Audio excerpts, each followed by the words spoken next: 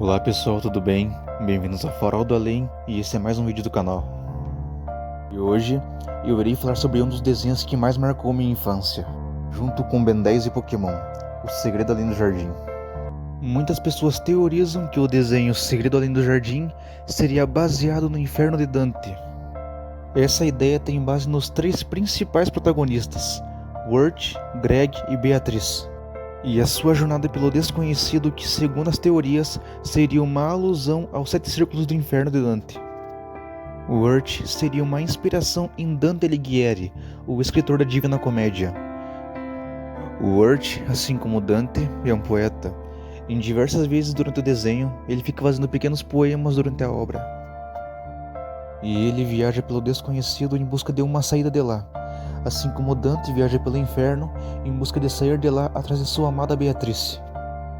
Greg, o meio-irmão de Wirt, seria uma alusão a Virgílio, o poeta que guia Dante pelo inferno. Virgílio, na Divina Comédia, é um espectro de um amigo de Dante, um poeta, e ele guia Dante pelos 9 círculos do inferno até o 9º círculo. Greg, de forma indireta, acaba sendo guia de Wirt pelo desconhecido, pois por conta de ser uma criança inocente, ele acaba por se meter em diversos problemas, mas só por causa desses problemas que o Wirt consegue avançar na história. E por último temos Beatriz, que seria uma alusão direta a Beatriz, o amor de Dante. A Divina Comédia, Beatriz seria a representação do paraíso, e o objetivo que leva Dante a sair do inferno. Em Segredo Além do Jardim, o Pássaro Azul cumpre esse papel de forma indireta, e até errônea. Assim como na Divina Comédia, onde Beatriz diz que irá tirar Dante do inferno, aqui, em Segredo Além do Jardim, Beatriz também diz que vai tirar Wirt e Greg do desconhecido, porém apenas queria levá-los para Adelaide, a bruxa louca da floresta. Agora, indo para o desconhecido em si, quando Greg e Wirt entram no desconhecido, eles param em uma floresta escura. Lá eles encontram o velho lenhador que fala que eles estão mais perdidos do que pensam, que estão no desconhecido em si, na floresta do desconhecido. E ele menciona a fera, um monstro sombrio que ele chama de a Morte da Esperança.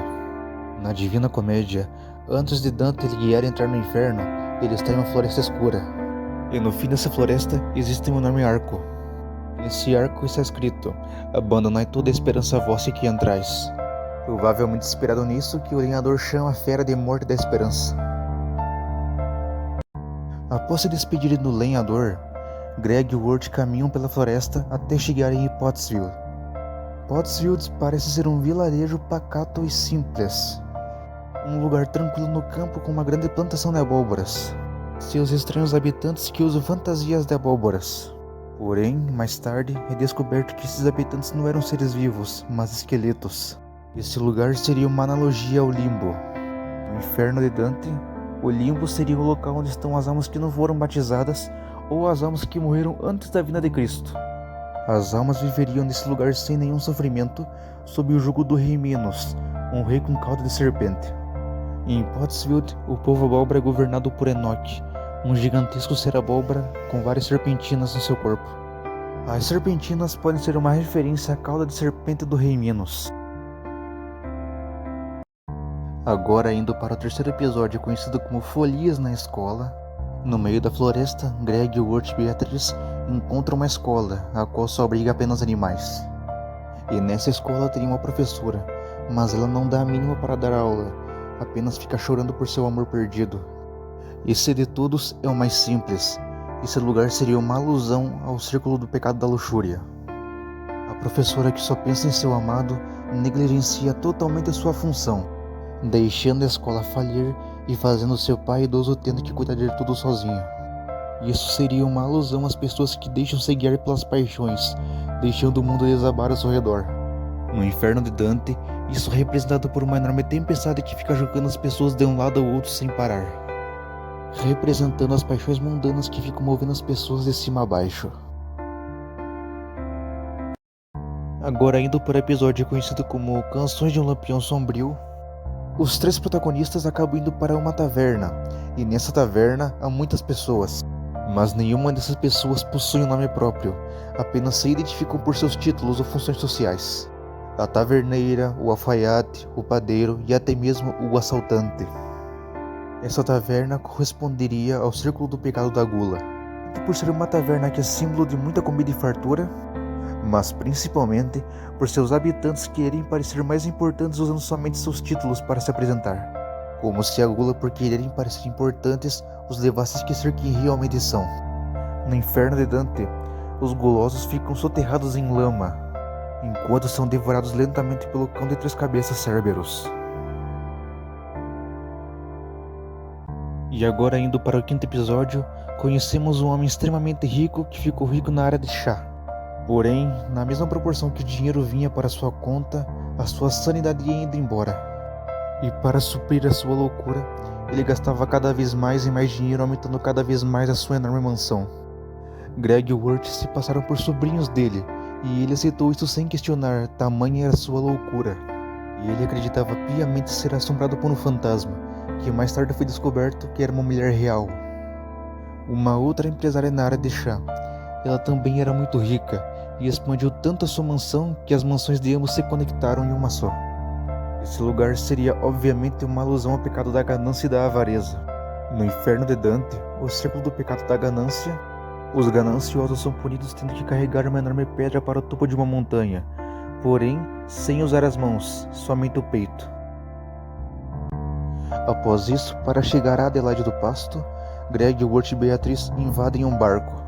E esse barco é populado apenas por sapos conscientes vestidos de seres humanos. E esses sapos se irritam muito facilmente e tentaram expulsar os protagonistas do barco logo de cara. E esse comportamento de raiva se repete durante o episódio, com os sapos gritando de raiva quando o Wirt para de tocar o pagode para acalmá-los. Esse lugar seria uma analogia ao Círculo do Pecado da Ira e possui até alguma semelhança com o lugar descrito por Dante. Nesse lugar, há um imenso mar vermelho feito de sangue fervente, conhecido como Rio Stygia, e lá os irados ficam constantemente se afogando lá. E Dante passou por cima desse rio guiado por Caronte, o barqueiro do mundo dos mortos. O barco dos sapos pode ter sido uma referência ao barqueiro Caronte. E no fim do episódio, os sapos se afundam em lama, o que pode ser uma referência às almas. No 7º episódio, conhecido como o Badalar da Sineta, Greg e Wirt se escondem em uma casa às ruínas para escapar de uma chuva forte. Mais tarde é descoberto que a casa não era abandonada, mas habitada por Lorna e sua tutora, a Tia Feitiço. Lorna era possuída por um espírito maligno que devorava qualquer pessoa que tentava se aproximar dela, e a Tia Feitiço a controlava através de uma cinta mágica, mandando fazer tarefas sem parar para impedir que o espírito a possuísse. E esse lugar no inferno de Dante seria a representação do pecado da heresia. Heresias na visão cristã católica seriam ideias ou crenças contrárias à fé. E isso pode ser observado na obediência extrema de Lorna sua tia. Fora que as roupas de Lorna e sua tia provavelmente remontam aos tempos medievais, mas no início da Era Moderna, com as caças bruxas de Salem. Ainda mais que a própria Tia Feitiço é uma bruxa. No próximo episódio, chamado Bebês na Mata, Wirt começa a perder a esperança de voltar para sua casa. Ele começa a ficar com medo, sem esperança, e por isso ele chega a negligenciar seu irmão Greg. E por começar a perder a esperança, ramos começaram a crescer ao redor do seu corpo. Ele estava virando lentamente uma árvore de Edelwood. Esse episódio representa o círculo do pecado da violência, mais especificamente, a violência contra si mesmo. Ou seja, o suicídio. No inferno de Dante, os suicidas ficam presos transformados em árvores sombrias. Eles ficam travados pelo resto da eternidade, enquanto são atacados pelas arpias.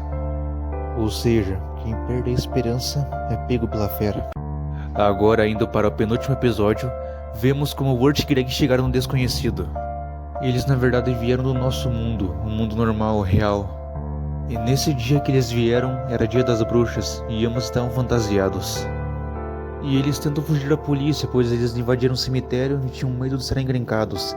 E eles pulam o muro do cemitério e caem do outro lado, e acabam desmaiando e caindo no rio. E após isso, eles acabam indo para o desconhecido. E isso sustenta muitas teorias que o desconhecido na verdade seria o pós-morte. Esse lugar seria uma alusão ao círculo dos falsários e mentirosos. Tanto pelas fantasias de Halloween, como se as pessoas estivessem fingindo ser o que não são, mas principalmente por Wirt, que tem uma paixão por uma menina chamada Sarah. mas por ter vergonha acaba não se declarando e fugindo, fingindo ser o que não é. Agora indo para a final da série, Greg se sacrifica para Wirt conseguir se salvar. Wirt e Beatriz correm pela floresta congelada até encontrar Greg, que estava virando árvore. E lá também estava a Fera, e a Fera exige uma troca. Ela disse que poderia colocar a alma de Greg no lampião. E assim, enquanto o lampião estivesse aceso, Greg estaria vivo. Mas logo Wirt percebeu que não era a alma de Greg que estava no lampião, mas sim a alma da própria Fera, explicando assim a obsessão louca da Fera em se manter viva e não deixar o lampião apagar. Esse lugar seria uma alusão ao mais profundo fosso do inferno de Dante, o Círculo dos Traidores. Esse local seria um lago congelado gigantesco, onde estariam as almas de todos os traidores da humanidade. Na história, o traidor seria Wirt, que abandonou seu irmão e o deixou ser pego pela Fera. Bom pessoal, esse foi o vídeo. Eu peço desculpas pela edição meio mal feita, é que não esperava que ele fosse ficar tão grande. Eu também estou usando um editor novo agora, eu estou me adaptando a ele ainda. Agradeço muito terem chegado até aqui. Se inscrevam no canal, deem like e até a próxima do Fora do Além.